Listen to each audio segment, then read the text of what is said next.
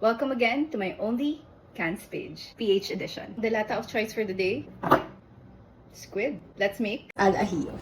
But guys, quick commercial lang. I just wanna acknowledge this comment from IG na meron na palang original creator ng Only Can series, which is Chef Marina from the UK. I've been planning this Delata series for a few months now and just thought ang witty nung Only Cans as the series title. So obviously I jumped right into it, skipping the research, which is a mistake on my part. Anyway, this series is very PH friendly naman since the recipes will focus more on the local Delata brands that we have here. So welcome to Only Cans PH edition. Sa last video, marami nagsuggest to try yung Saba Squid variant. Kaso ang nahanap ko lang sa supermarket was this Ligo brand. And today we're making calamares al ajillo. First impression, looks pretty decent naman. Tapos nakakat na rin siya pero may big pieces pa rin. So slice nyo na lang din para uniform. Sadly, kailangan pa rin linisin kasi may mga natira pang ink sa loob ng squid. After linisan yung squid, magko-confit na tayo ng garlic. This step is completely optional guys. Pwede naman na mag-saute lang ng chopped garlic for this. Medyo arty-artihan